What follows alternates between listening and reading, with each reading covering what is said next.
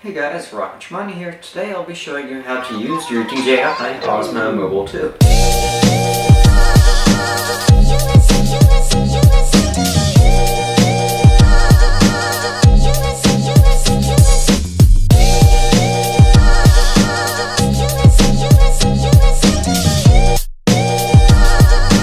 Hey guys, welcome to my channel. Here I post drone videos, gimbal videos, and photography videos. If you are new, please drop a like and subscribe, and I apologize for the bad microphone quality. This is my first video being shot on the Canon 60. I don't have a mic yet.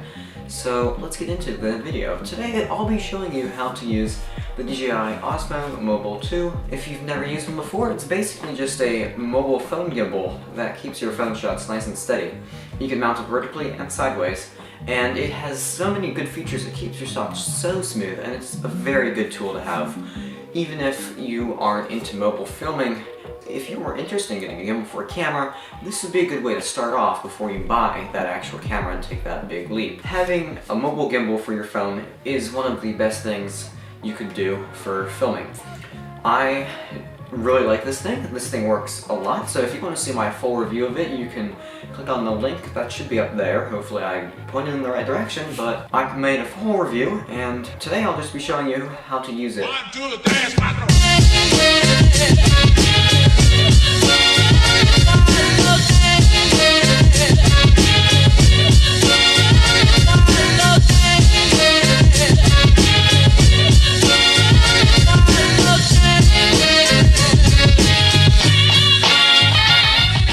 So to actually set up your Osmo, what you need to do is you're gonna have to go and get the DJI Go app. It's the third app. It's not Go 4. It's the one before that. Just if you download Go 4, there's no Osmo or anything on it. It's on the Go 3. So download that app, and then what you have to do is you have to connect your Osmo's Bluetooth to your phone. Make sure you have Bluetooth turned on, of course. And then there's I don't remember exactly what it is, but there's a prompt on the app that just allows you to set it up and claim it as yours, I think, as well. And it'll tell you want to get warranty care. I don't need a warranty care. You need warranty care for drones, but really for this, if you're gonna break this, you have better things to do. It's pretty hard to break this thing. I've dropped it before. It's really sturdy. Anyways, so to use the Osmo Mobile 2, you first have to set it up. So setting it up might involve, like, you have to balance your phone. So balancing your phone is pretty simple. All you have to do here is, see these knobs right here? There's knobs in the back. And to balance your phone, you just put your phone in without the gimbal turned on. And when you adjust the knobs, so my gimbal's turned off right now, but my phone is balanced, somewhat balanced. So that way the motors don't have to overcompensate for your phone.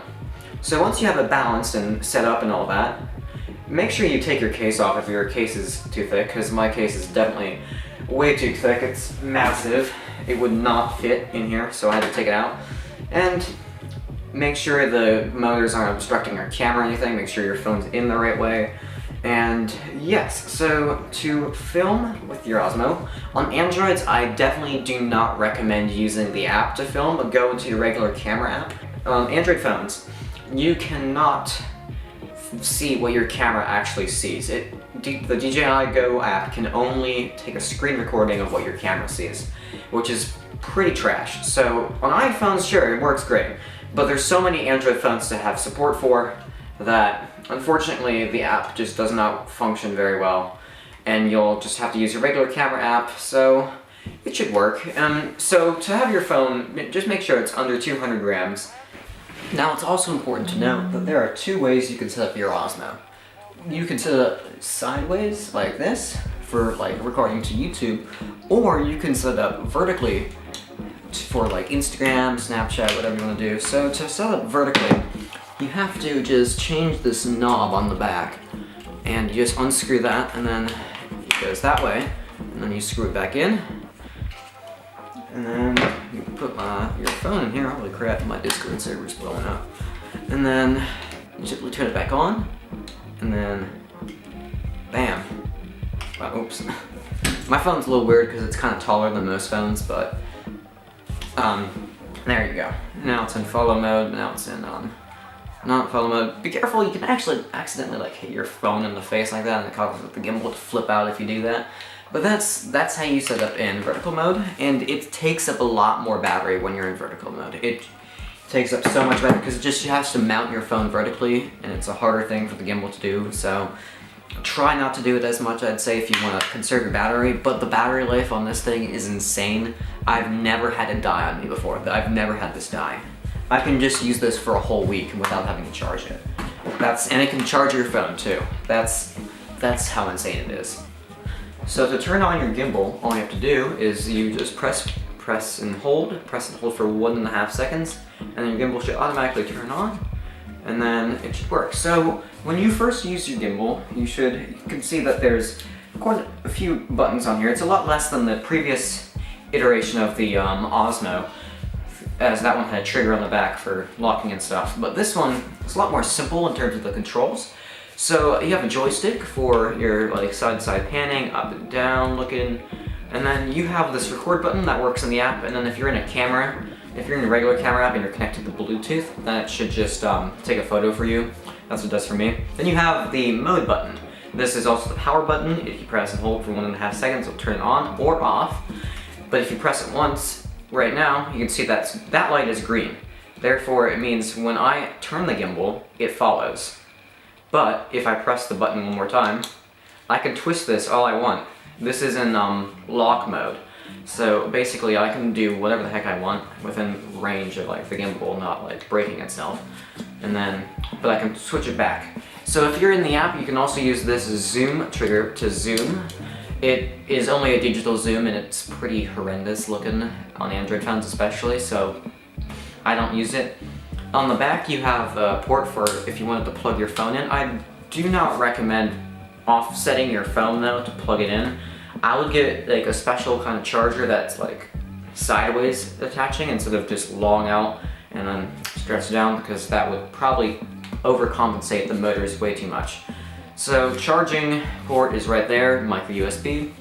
That's the basic functions of using the gimbal, so you can just see that right now it kind of follows when I tilt it and all that. So if you want to just go back into the lock mode, I can do literally anything I want. And then I realized I can't twist it like that. I just probably broke the motor. And then I twist it back around, and then you have this, and then yeah. So I've used the Osmo for many things, and it works extremely well. It's super smooth, and if you want to do time lapses, motion time lapses, hyperlapse, same thing. They're all the same thing. Just sped up footage, that kind of stuff. With this Osmo, you can do tons of incredible things with it. It's amazing. It is one of the best gimbals you can get on the market. Using it is really simple and intuitive, and literally all I do when I use this to shoot all my videos, in fact, until now with the EOS 6D. Literally what I do, I just turn on, go into my camera, and record. I just do not use the DJI Go app. It's horrendous for Android phones. So if you have an iPhone, sure, it works good. You can use the active tracking feature, which is used by the, but yes. So once you get your Osmo, I recommend doing a calibration in the app. So in the app, there is a setting which you can get to by just to this, the settings. Go to settings, then you open gimbal. Yeah, so there should be, you can have your modes for slow, so like if you want to do like pitching and stuff like that, you can make it go very slow. I have mine on medium. There's also fast. That's more like a sports mode kind of thing. But what you can do is you can do an auto calibration where you just leave your gimbal as is and it will calibrate it. And it's just gonna, basically what it's gonna do is it's just gonna do this and it's gonna calibrate the horizon. I definitely recommend doing this for your first time using it.